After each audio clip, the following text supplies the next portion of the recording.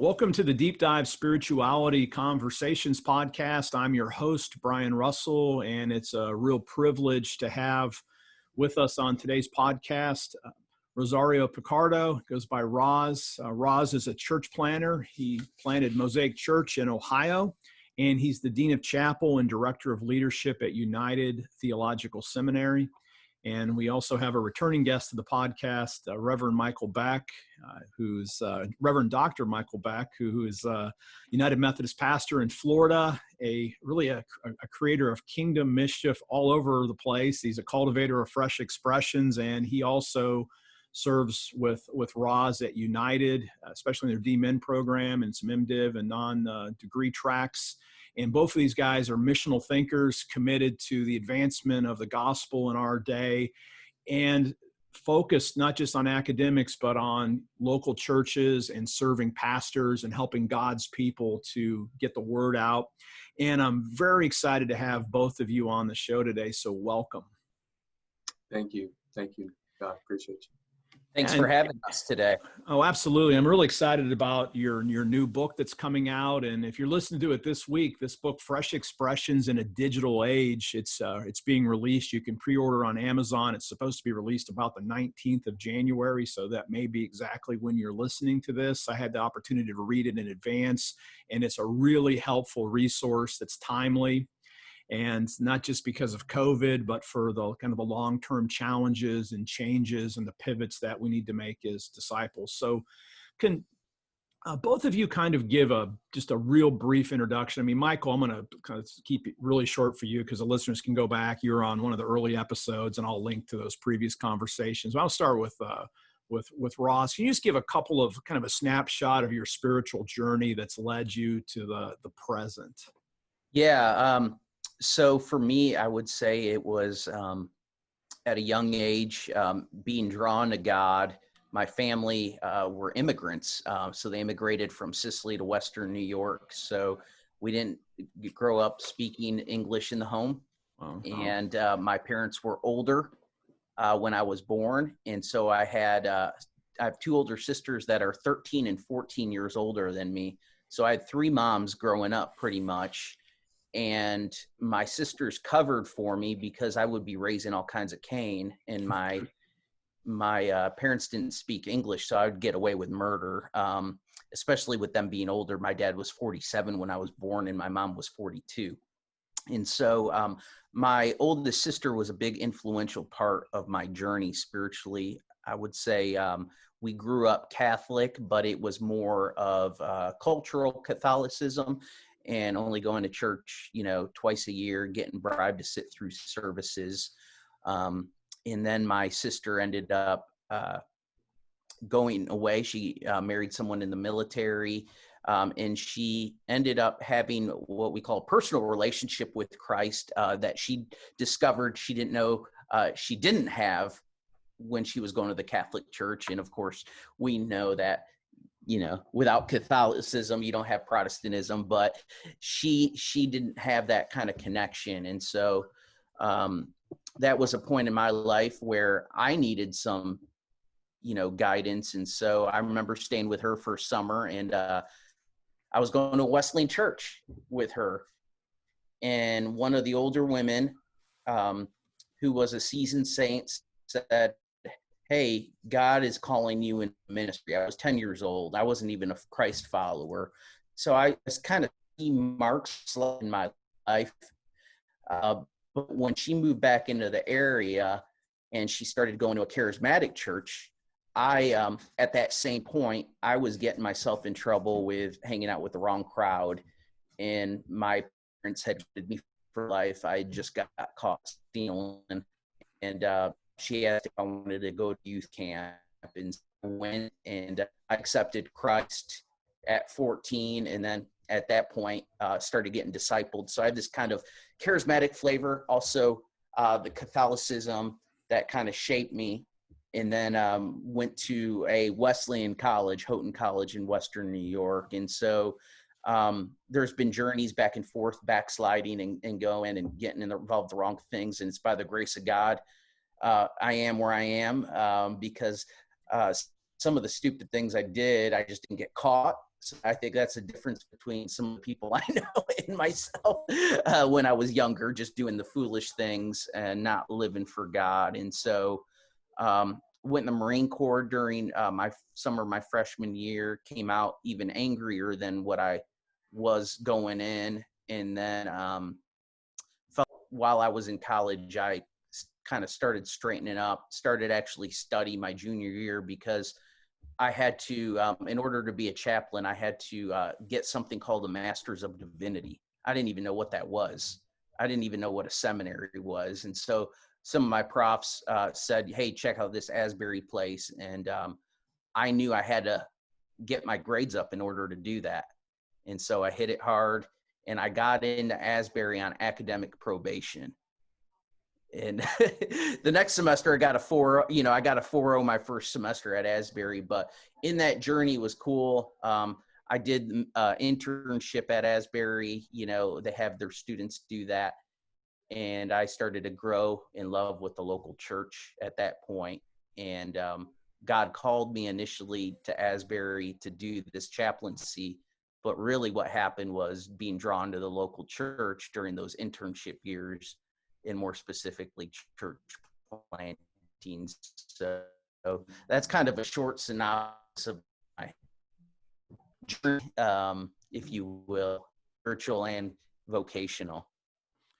All right. Well, thanks. And Michael, can you just catch us up? Are you up? What are you up to right now? Again, you've kind of traced out some of these your journey in the past year, but what are you currently involved in that might update folks? Yeah, so in addition, during the pandemic, we started to really connect with people in these fresh digital ways and join network partners into our church who are people all over the country who were probably never going to visit our physical building. So we launched an online church, a Facebook campus of our church. And in the first week of launching, we had about 700 people, new members join in. And our team worked really hard building up to that. And it's a awesome thing. Our team works every day. There's devos and live prayer gatherings and worship and all of that happening. And it's just so cool to kind of watch people who are new to the faith, maybe duns who kind of went away from the church for a while, but they're finding meaning in this community. So that's been my big focus over these last couple of months, is doing all that. Writing this book with Roz and teaching, at the seminary too. No, it's really cool that this book is coming out now. This is 2020 was a great year of learning. We just put that the most positive way for churches and pastors, along with all the anxiety and stress that came with trying to shift to different things. So this book is a great resource, great case studies. But let's just jump in with that, and let me kind of put two questions together, and either one of you can kind of pick this up. Like, what is a digital fresh expression? And as soon as we go online, if you're both United Methodist pastors, and so, in the old days, you just record how many baptisms you had in a year, how many commitments to faith, and, what's your budget and your attendance and stuff. So when you go, what's a digital expression, and what kind of metric do you use to track effectiveness, versus like on this video, like somebody, like I might get 1,000, well, I'm not going to get 1,000 probably, I hope so, but that might mean 999 people listened for 3 seconds, then logged off, and it just clicks as a view. So what's a digital fresh expression, and what kind of metrics can we use to gauge effectiveness, if that makes sense? Absolutely. You want me to jump in, Roz, and then you pick it up? Yeah, sure. Go for it. Okay, so I'll start it off. A digital fresh expression, it's a form of church. So we're just taking some of the ideas of fresh expressions, which is about being missional, formational, ecclesial, contextual, but now understanding a new third place is kind of the digital space, the digital ecosystem. And most people are going to have their first encounter with the church, not by walking into your Sunday morning service accidentally, but by, through some kind of digital means. So what we're thinking about with a fresh expression of church in a digital space is seeing that as its own kind of mission field, knowing that we as missionaries in that space, we need to have our feet planted firmly in the analog, physical world. but kind of using these same digital technologies that connect people across space and time and form community and discipleship and actually expressions of worship where people are being connected to Jesus and engaging scripture and doing all of that in that space. On the metrics part, maybe Roz can be more helpful here. I think we're trying to figure that out as we go along. And I would say for me, the big question our team has been asking, how do we go from like views to relationship? Yeah. How do we offer these different levels of relationship? And so what we've been doing is kind of taking the Wesleyan framework of creating those different forums where people are at different stages of grace. So like there's the field preaching space where people are being awakened, right? There's the class meeting, the societies and the bands where people are at different levels of their faith journey. So we're thinking about different digital forums where there's kind of those big open, people just come in awakening to God's grace in those forums. They were saying, what are some next kind of offerings we could put together, or maybe people who are spiritually curious may want to take a next step and have a deeper conversation, and then creating all of that. So thinking of it as a kind of an ecosystem, and then the metric for me would be multiplication. Are these people coming to faith, and then are they feeling a call to then start their own thing that they're inviting people into a journey with Jesus? So there's no like, metrics that we've kind of used in the past. I think those are still there, and you can count the viewership and all of that, but we really have to kind of rethink those metrics, I think. Yeah, that's good. That's good. Yeah. And Roz, what have you learned?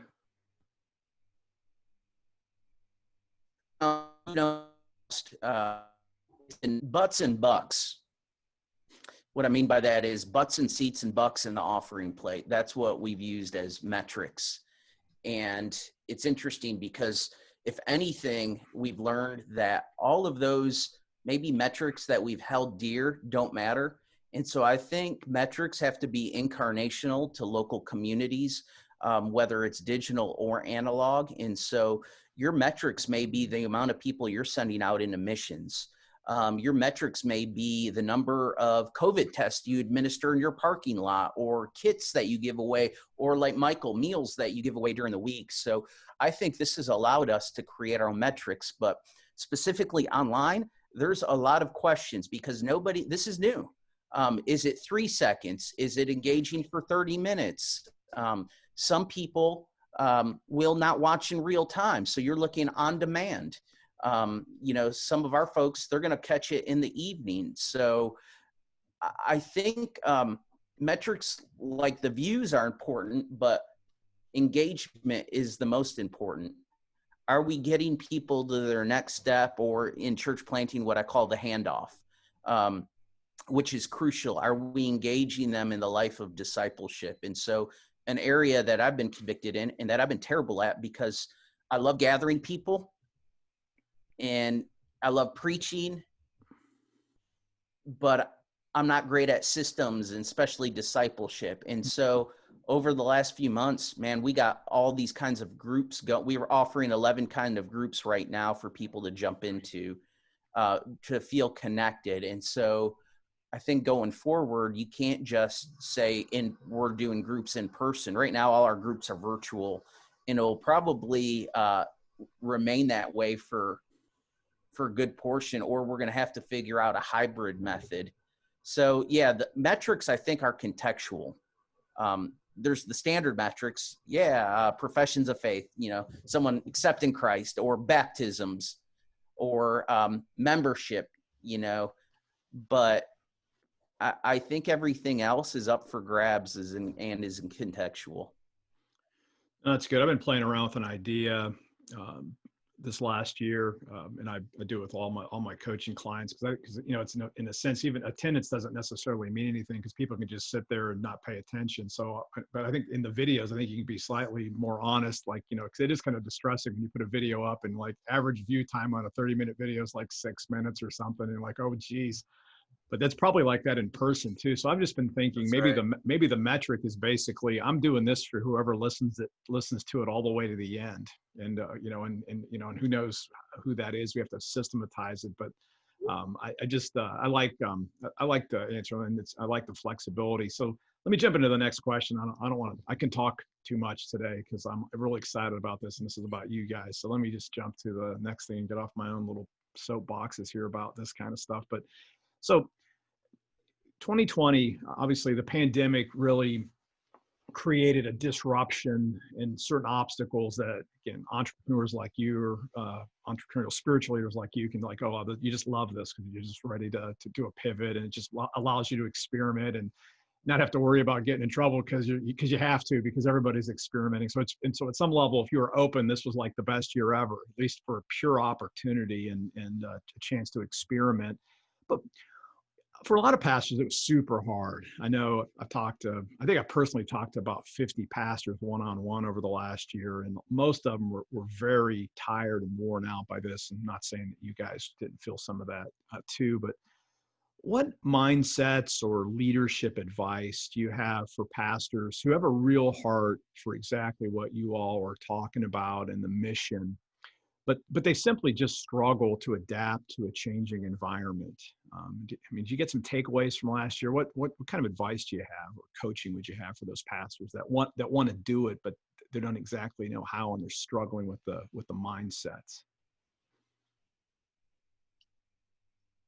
So I think one of the key things, and you're right, it's been, tremendous challenges, and I don't want to minimize that at all. And actually, we're quarantined right now in my family with COVID. So the loss of people and jobs and family time, and it's just incredible. So I don't want to minimize that. Not at all. Not at all. But what you said is really important, because it has been just such a gift to the church for reset. And from my perspective, being somebody who's more on the apostolic side of the spiritual gift spectrum, doesn't mean that I can't care for pastors and be pastoral. I hate it when people try to use their, APEST inventory or whatever, say, well, I don't really need to care about people. I think that's baloney. But I do get fed and excited by creativity and innovation and reaching new people. My focus is usually on them, and it's harder for me to kind of care for the existing people. So I have to create teams and systems that do that care, and everybody's kind of functioning in their gift set. I think one of the greatest challenges pastors have is we try to do it all, and the expectation of our congregation is that we're going to do it all, because we're still in that model of the professional minister cares for me, visits me, gives me my spiritual Big Mac on Sundays so I can go about my week. And the biggest shift we have to make is to know our gifts and what we're called to do and what we're not, to be able to build healthy teams that can do that stuff, and to set boundaries. And sometimes, a congregation might not be a good fit. Every congregation has a love language, or the way that they experience being pastored. And sometimes that's not a good fit. But being able to set those boundaries and not kill yourself doing this, because I think what you hit on is there's no end to the work in this. There's no boundaries. Like, you could just create and care for people all day. And because a lot of that's happened through digital medium, you could just really fall into a place of fatigue and exhaustion. So caring for the existing flock while you do the creative stuff on the side, you just have to find that small little team of people that'll do that with you, and just start, take risks, be able to do that in the face of criticism, knowing that that's going to come, and get out of perfectionism. Like, just experiment and iterate and try stuff.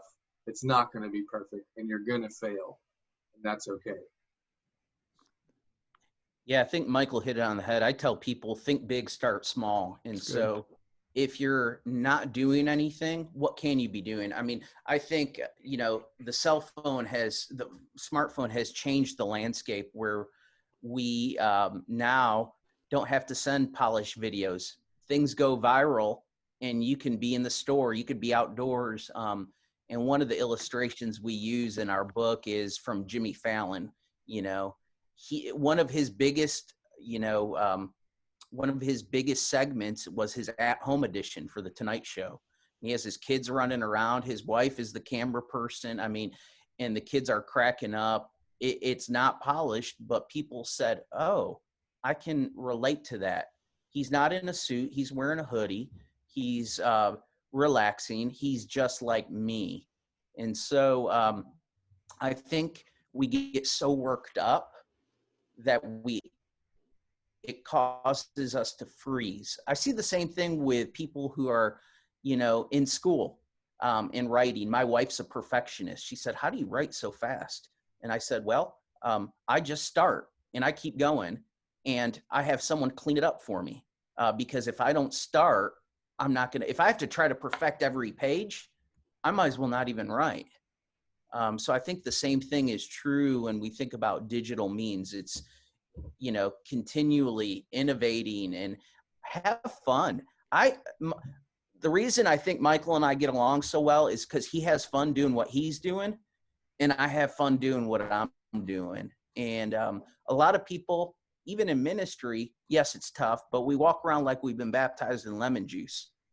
And I think there's joy in serving the Lord, as cliche as that sounds, but man, we have fun with it.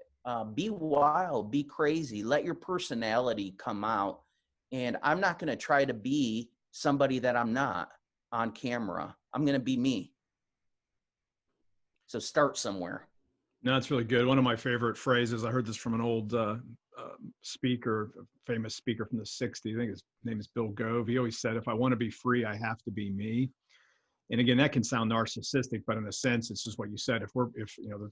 Like Iris, quote a Christian Irenaeus always said, "The glory of God is a man fully alive," right? And so at some level, it's allow God's grace to come in us and then be fully ourselves. Don't worry about messiness and stuff. So I love that illustration from Jimmy Fallon.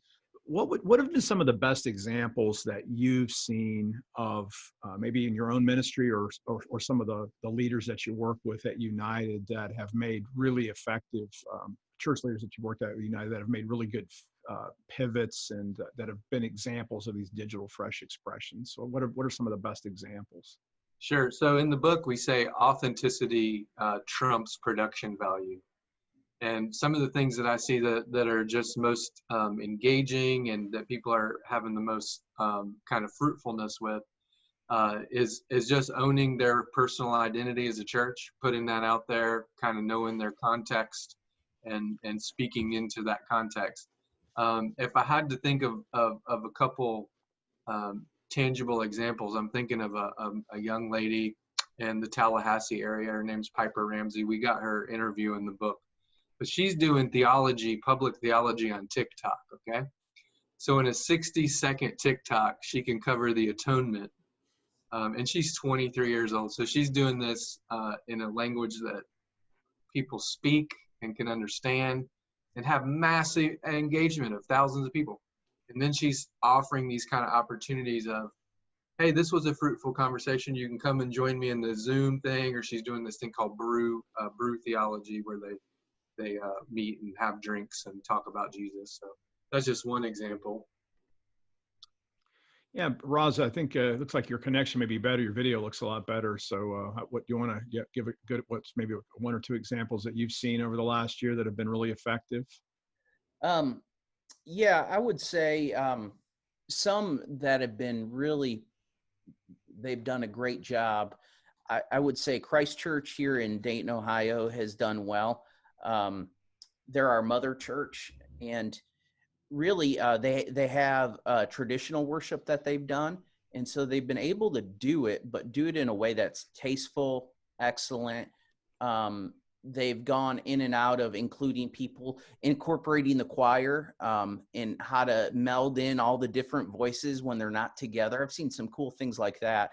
And then there's a church out in Pennsylvania, new church start, and it's called The Journey. And they've done this hybrid approach where they actually ask reflection questions. They have part of their service pre-recorded, and then part they go live, and then they actually address those questions. So they've gone from this monologue approach to dialogue, and where the sermon is more dialogue in that type of way. And so it's a two-way, it's a conversation instead of a talking head.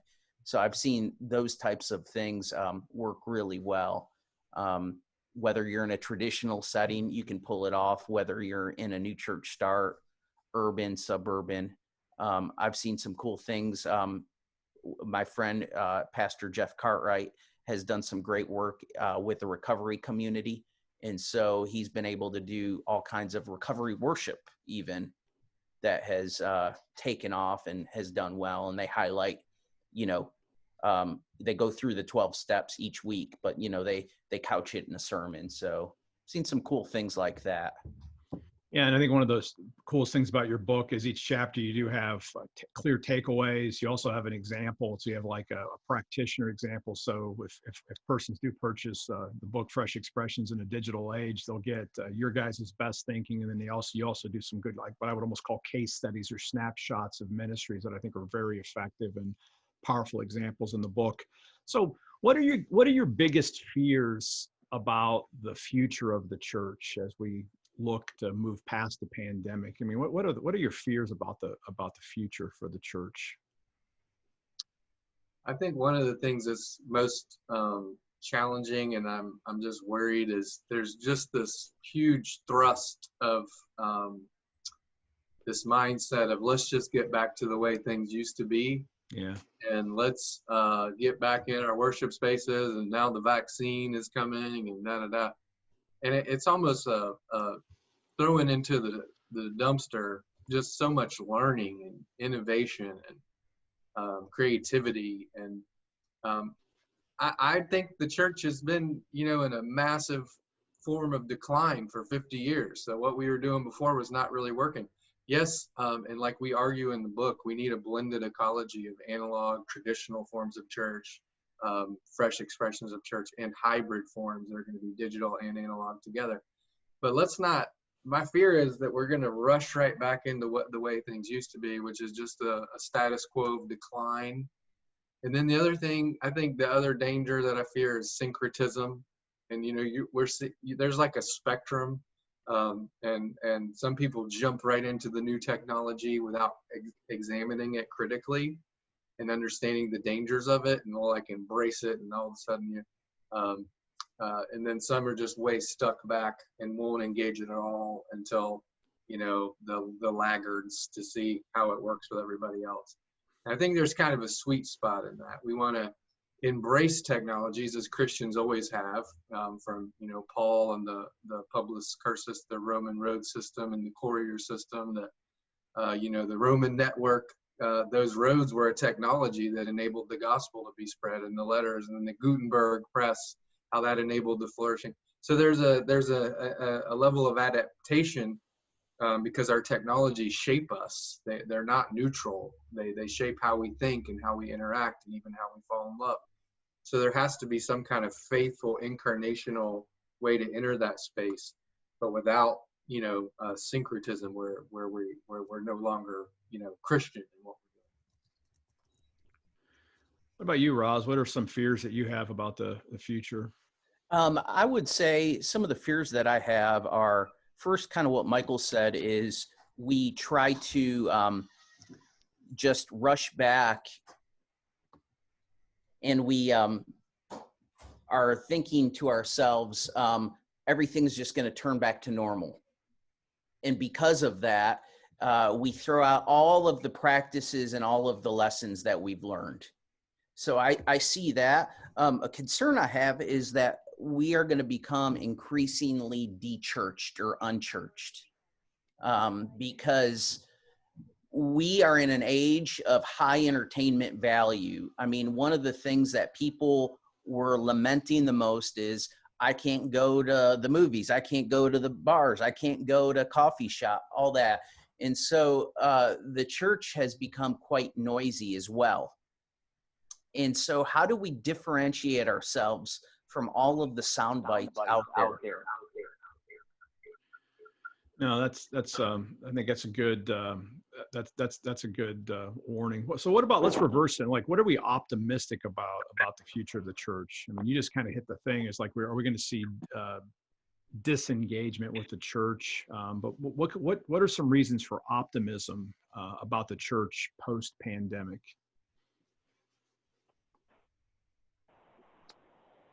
So for me, I've seen just a lot of young people coming to faith in this that had no relationship with the church pre this whole situation. I think we're going to look back at March of 2020, and there's going to be history books, written about this time and the great challenges and all the kind of unraveling of the normal as we knew it. But what's happened is, by focusing those efforts and actually being thrust into a space where, just Facebook, for example, 3.4 billion active Facebook users and people that spend 5-6 hours a day on their screens, we were thrust into the world stage, like where people are already doing life and communicating and things. So I think more people heard the gospel, probably more new people heard the gospel than ever in 2020. And now what are we going to do with that? How are we going to translate views and engagement into the flourishing of Christ's church and the kingdom in the world? Those are things that we're going to have to think about. I have a great optimism around that, joyful optimism that we're moving into the greatest missional opportunity in the history of our lives. And now so many churches have been kind of forced really to use these tools. And how are we going to continue to do that? That's good. Roz, what makes you optimistic about the future? Yeah, I would say for me, it's the ways that new people can engage in a moment's notice. I think we can equip these new digital pioneers and give them a platform and a ministry that otherwise maybe they wouldn't have had in the past. And so I see really the equipping of laity in new ways to be able to, use their technology from home, be able to facilitate worship and Bible studies. And as Michael said, even TikTok. I'm only 40, but yeah, I'm kind of even dated. So how do we start to incorporate and encourage younger generations to kind of pick up the mantle? And so it takes some of us to be able to identify who these emerging leaders are and equip them.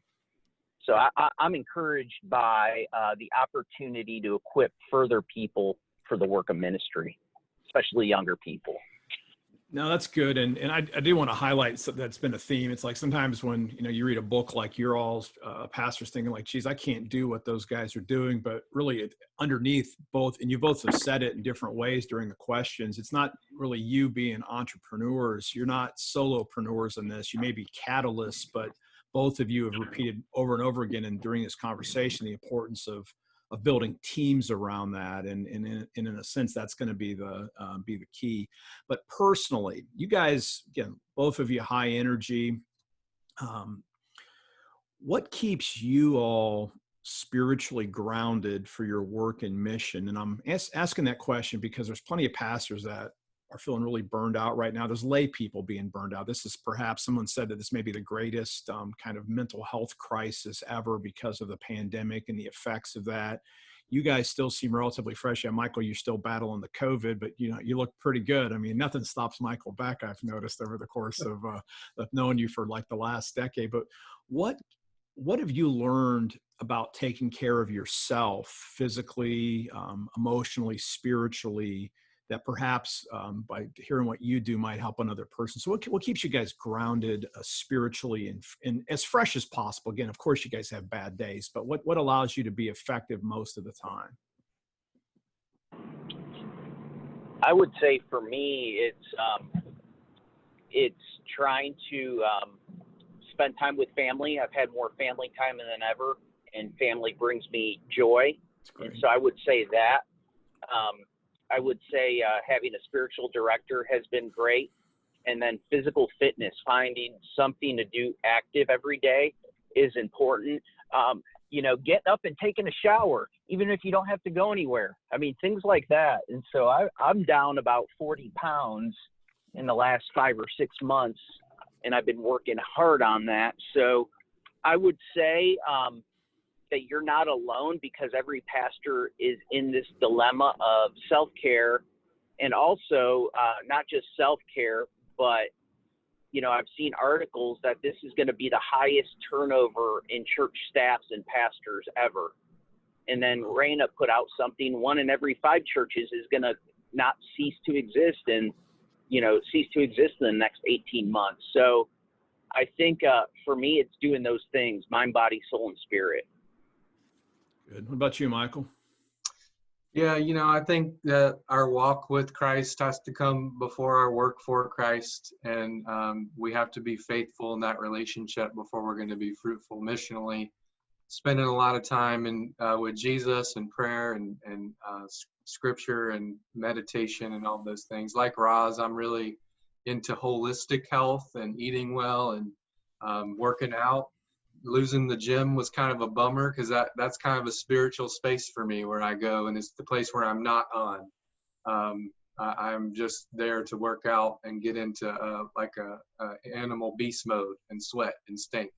But losing that, I had to get this little like home gym device for the whole year and use that, and I've been able to keep some kind of semblance of that. I actually wrote a blog series about staying healthy through this, but the one thing that I'll say that I think is really key regard to screen fatigue and mental health and the lack of connection, people experience technology in different ways. So for digital natives who grew up with a Super Nintendo or an Atari in the house and screens at some point, and for them, like when you get to Gen Z folks, they are really just using these tools to communicate. And we've shifted from the Gutenberg, reading text from left to right and our minds functioning in that way to a kind of iconographic way of thinking where we're now thinking in icons and images and symbols. So all of the ways that technology has reshaped us, I can kind of feel connected. Like Roz and I have never met physically, but we've done so much work together. We spent a lot of time together. We wrote a book together. We're teaching together. And we have a great relationship. My covenant group, we spend time together all through the pandemic just by Zoom. And I get fed by that. I'm not walking away from that going, oh, I really wish I could have a, molecule swapping in-person time. To me, it's, I see my psychiatrist, my psychologist, my counselor through this medium. So we have, counseling sessions, and I see my coach that way and everything else.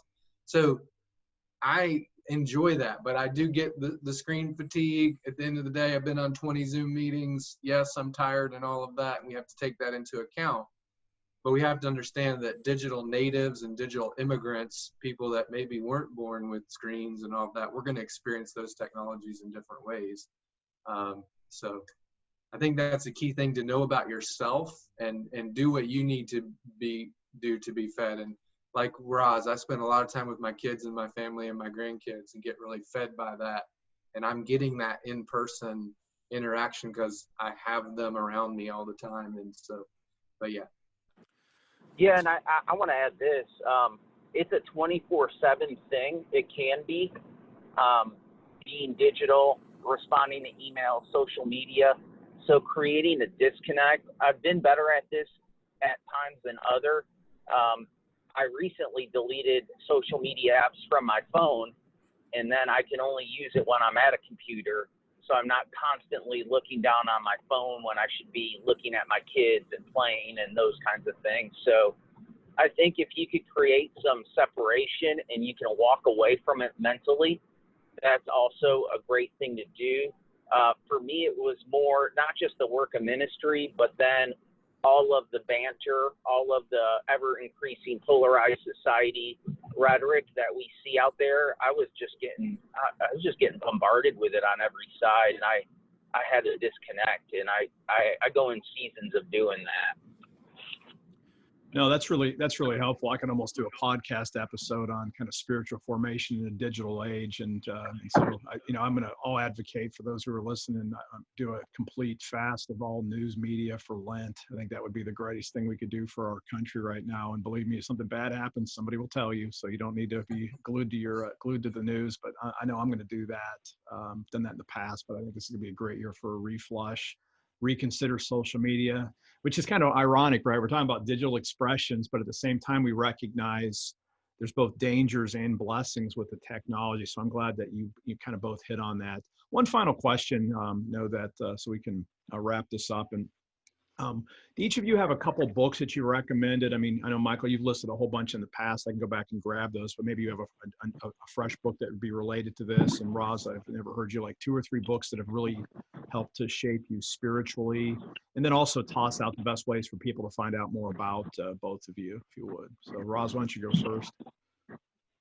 Yeah, I would say one of my top books that I recommend and that I read at least once a year is In the Name of Jesus by Henry Nouwen.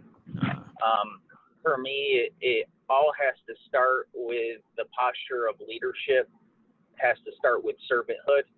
And so that's really been able to help shape me and form me. And I got turned on to it when I was at Asbury, when I was going through in 2003. And so it's been a book that I go to and a book that I recommend. And then I've kind of prescribed to Ignatian spirituality. And so I'm trying to practice detachment, and I go and I look at some of the best writers are dead men and women, and so I try to dig into some of those spiritual classics as well. Saint Ignatian of Loyola and some folks like that. And so, or Practicing the Presence of God by Brother Lawrence is a classic as well. And I need to go back, and because we can get so inundated with new, that I need foundational in my life. Mm-hmm. No, that's good. I'd probably even echo, and I'd say most of the best writers are probably dead. Because I mean, if your book lasts for 100 years, it's going to last for 1,000 years. If your book lasts for 1,000 years, it's probably going to last for 1,000,000 years. So sometimes we got to find the right translations, but there's so much depth from the past that we can learn. So thanks for reminding us that. Especially, it's great to hear that from a church planner. We get these stereotypes, but here you are. You're talking about Ignatius and Brother Lawrence and all that good stuff. And so thank you. Where can people find you if they want to connect with you, Roz? Where's the best places online to connect with you? Yeah, wearemosaic.org or rosariopicardo.com. And then my email address is roz@wearemosaic.org. Okay. Those are the best places to connect. Okay, well, thank you. And Michael, what you got any new books for us, or maybe any old books for us, since we put the pressure on you now? Yeah, I've been reading a lot about the Desert Fathers and Celtic Christianity, and that is a form of missional monasticism. But for this conversation, I think I'll give some key books that changed my life. And one is Deep Work by Cal Newport. Yeah, it's a great book. Yeah. Yeah. And if you want to engage in this digital world, he just gives you some really good insight on having to disconnect from that. And anything that takes deep, focused, fruit-bearing work, you can't have the mental kind of hangover of social media engagement and all that tech engagement. So that's a great book. And close to that is Jenny Odell's How to Do Nothing, which is another, it's a struggle for me, I'll be honest, but how to disengage from the attention economy and use technology and social media and such in a focused, intentional way, where we know that we are the data that's being mined, right? And there's this weird kind of third party in a digital space that's, mining us. Like data is the new oil of the digital age. So how do we understand that, reverse those algorithms and such? And then just for a helpful, because pastors, we just can't preach our 30-minute monologues anymore. I found it really helpful to study Steve Jobs. There's a book, I'm trying to think of the name of it. It's by Gallo, The Presentation Secrets of Steve Jobs, I think is the name of it. But he just talks about how Steve Jobs communicated in a technological medium. So people don't want to hear our 30-minute monologues. We have to trim those down. We have to have it dialogical. We have to create sermonic conversations rather than sermonic presentations.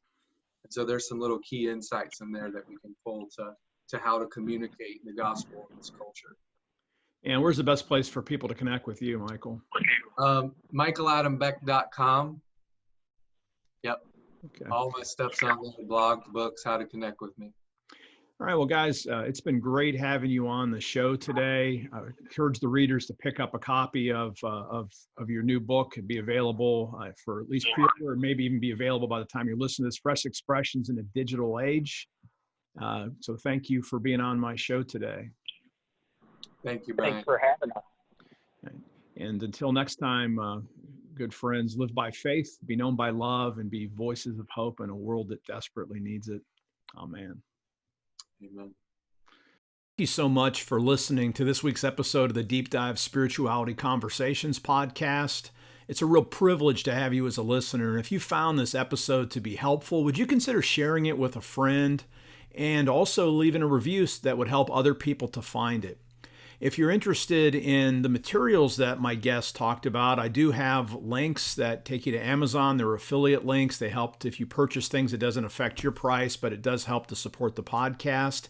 And also, if you're interested in group coaching specifically designed for the needs and growth of pastors and spiritual leaders, I'd invite you to take a look at www.deepdivespirituality.com. If I can serve you in any way, reach out to me. You can send an email at deepdivespirituality@gmail.com. Again, thank you for listening, and we'll see you next week.